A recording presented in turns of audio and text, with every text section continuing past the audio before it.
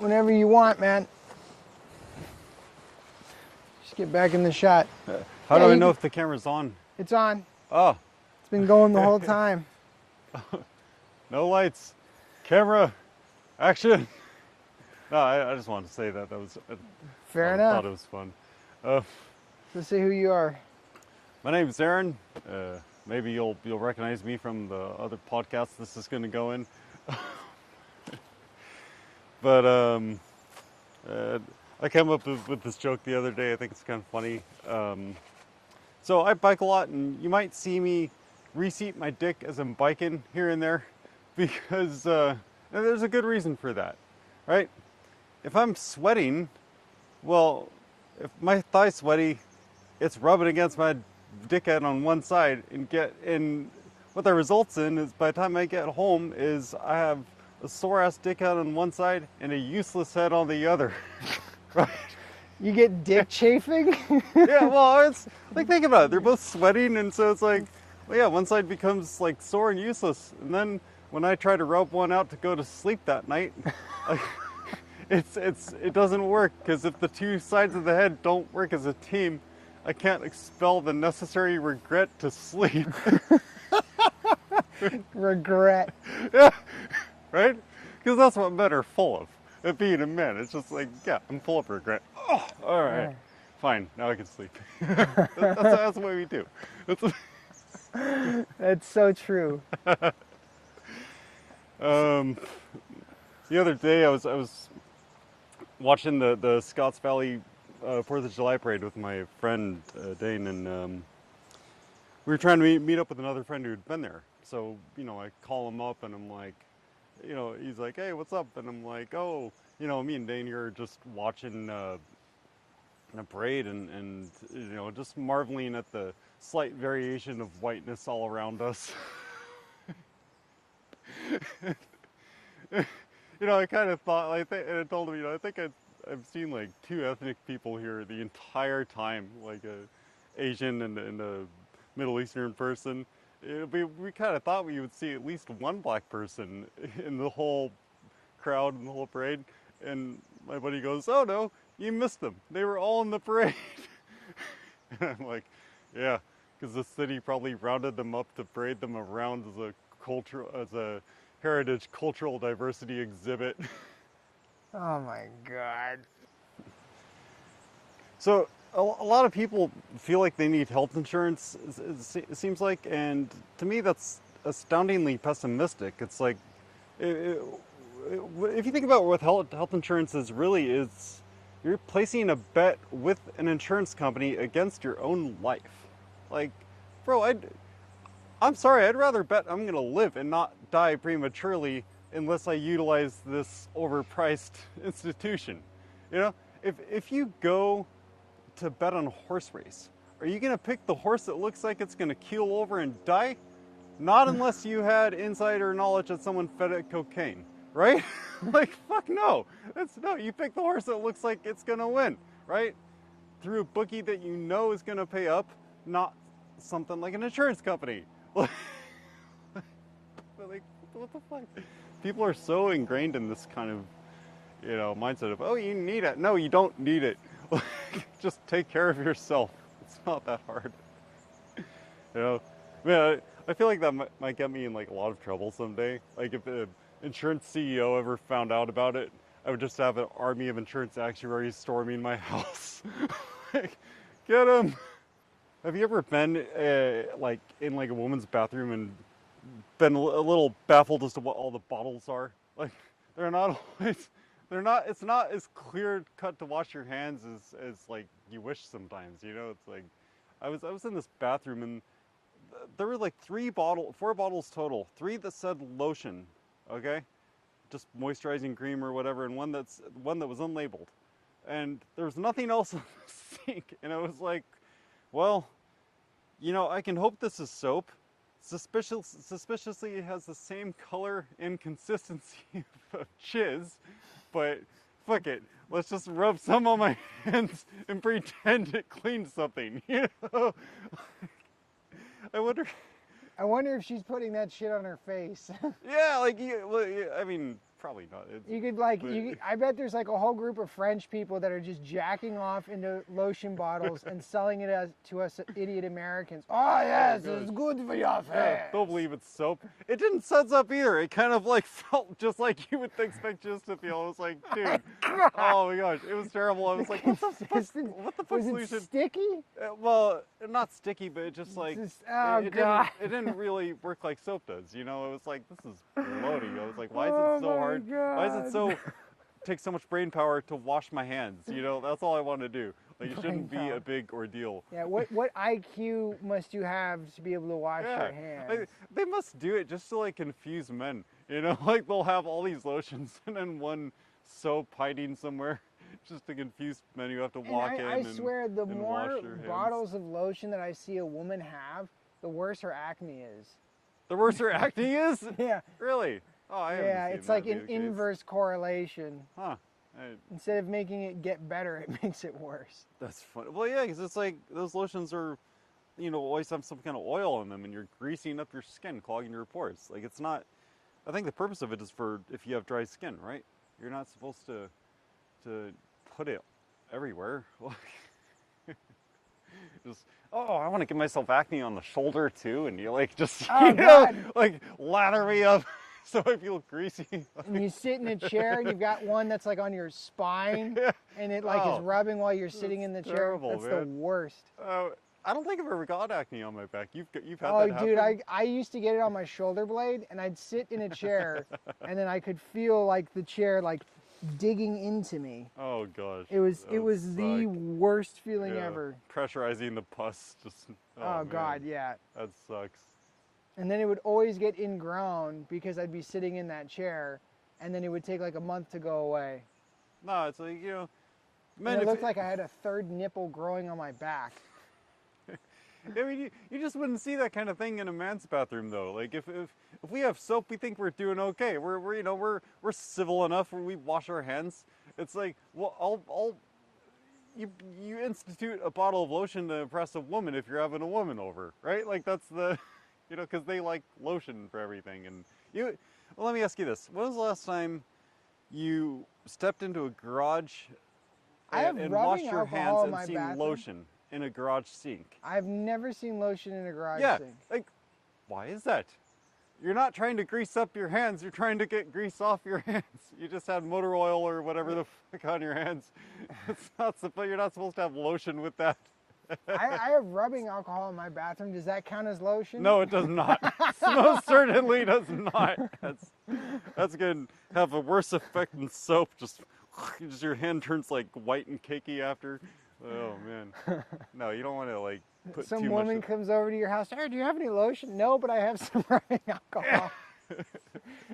I can put some rubbing alcohol on your face. I mean, that'll kind of sanitize your hands to an extent, but like, yeah, your skin Oh. is dry after. You know, Oh that's, God, yes, that's awful. yeah, it might as well have been someone just jacked off into that bottle. It's like, okay, like it's unlabeled and it just looks like fucking jizz. Like, why, you know, why must you frustrate me and make me use extra brain power just to wash my hands? Like, that's concerning to me, you know? I think it was my first semester at San Jose State. I'm sitting down to dinner with my friend, and this girl prank calls me right, just with the worst like intentional Valley Girl voice you ever heard, you know, and Like, I what are can you kind of tell. doing? Yeah, like, hey baby, remember me? You know, like I guess she was trying to make me think, you know, we hooked up or something at a party, and I'm just like. You know, I indulged her for a while because I realized, like, oh, I know what this is, you know, and there's like gaggle of bros, like fuck ass kids kind of laughing in the background who thought they were going to pull a fast one on me. So I indulge her, and then I just kind of, I'm laughing, and I hand the phone to my friend, kind of joking around with her, you know, and then eventually she's just like talking for 5 minutes, like straight in that kind of voice, and I'm just like, oh my God, shut up, shut up, shut up! Like, I just want to eat. oh my gosh, it's like listening to a metal rake on a chalkboard. You have the most annoying voice ever. Like, what the? I was like, damn. Like, do you speak to your dad with that voice? Even when Like, you're angry, you you're know? like smiling and laughing, dude. Oh yeah, dude. Well, it's like, yeah, I was pissed at that point. I was like, I just started going off at her, like, do you really talk to your dad in that voice? And she's like, yeah. And it was like, gee, well, if he ever kills himself, I guess we'll know why. You know, just fucking saying horrible shit to her, you know, like. Like, you fucking wench. I'll, I'll, I'll smack you upside the head with my cock and leave you a nice big mushroom stab to remember me by. That's how you know we'll have hooked up. You called know? her a wench. What is this, like the 1200s? Oh, Hey, whatever. you winker. There's nothing wrong. There's nothing wrong with that. Winker is a much more recently used term. Oh my God. That's still in use. Oh my God. it was great though. It's just like, yeah, like by the way, like she was like, you know, kind of shocked, like speechless, but the bros are just busting their ass laughing the whole fucking On the other time. side of the phone, like. Oh, they fucking loved it because no one expected that kind of reaction. I don't know what they were expecting. They knew it was going to be funny somehow or another. You remember back in the early 2000s when you could just go into a sandwich shop and order a sandwich, like I want this number, and they would just make it. Now it seems like a revolutionary concept. Like now everyone took after the Subway model of they have to play 20 questions with a fucking sandwich. Like, do you want, you know, lettuce on it and olives and tomatoes and all these things that like maybe or maybe not were supposed to come on the sandwich? Like, bitch, I don't know. Like, what's supposed to come on it? It looks good in the menu. You know, I assume you have a pre-configured arrangement of ingredients to taste good. Why is that such a hard assumption? You know, like why? I don't understand what's so hard about that. You know, like you guys have been thinking about sandwiches for decades and decades, and I don't want to put that much brain power into a sandwich. Okay, I'm here to order and to eat, right? It's like, man, like now when I go to Subway now, and they ask, you know, oh, especially if it's like a pretty girl, right? And they ask, oh, you know, can I help you? I'll be like, maybe. I don't know. You know, we'll find out in about a minute. Can you just make me a sandwich and not ask me 30 questions about it? Like, I'm only here because I'm either drunk or it's late at night or I'm with people who also have bland tastes. You know, I'm forced to go here. Like, just make me something that tastes palatable. That's what you're paid to do. I didn't go to, you know, the Subway Sandwich University, which would be the equivalent of taking a middle school cooking class. Fucking Subway Sandwich University. They just teach you how to make shitty sandwiches all day long. No, that's what you did. You took training to know how to make sandwiches. Why are you spend the rest of your life depressed? Yeah. Why are you asking me how to make my own sandwich? If I wanted this, I would have made it at home. Yeah. Well, yeah. Or you could go to like a buffet style thing and just load your plate with stuff and skip the bread. Like, fuck it. This is just all the ingredients. You know. Like, I don't understand. I don't want to know what all these different sauces are or what goes with what flavor. Like, you know. I want the hot pastrami. It looks good. Know how to make it. Have you ever done that to them? They don't even know how to. They'll look back at the menu and be like, "Oh, what does it look like?" Like they don't even know what goes on the sandwich. It's so funny to watch. So now I order a sandwich, right? And I just walk away. And I've actually had them call after me, like, "Wait, sir," and I just don't even respond. I'm like, "Figure it out, bitch!" Like. That's your job. Yeah. Fuck. You went to the University of Sandwich. Yeah. It's bullshit. Like I'm not in there to fucking think that much. I want to point and eat. You know. I don't know. It gets kind of ridiculous, right? I'm recently single for different and. This isn't why, but one subject of contention in my prior relationship was my level of partner support at times. For example, we're we're at lunch at an Indian restaurant, like with her extended family, right? And it's kind of a fancy restaurant. So we're at this big long table, like a total of 12 people, 11 older Indians and me, right? and we're kind of at the corner end of the table, facing her across from her brother. And there's just food and glasses packed everywhere on the table. Like you could hardly see the tablecloth, right? And these glasses are like tall wine glasses. Okay? So we're eating, and she knocks one that was right between her and I, right onto the floor. Psh, never had a chance. Okay. I'm a good partner. I give her honey support, right? Like, oh, I'm so sorry that happened to you. Oh, it could happen to anyone, right? And because she was embarrassed about it, right? And staff cleans it up and all that, and then there was another one just a little bit into the table, also between us, so it gets cleaned up and we resume eating, and I see her really hone back in on the food. Oh, she must have had to eat off that stress of knocking over the first glass.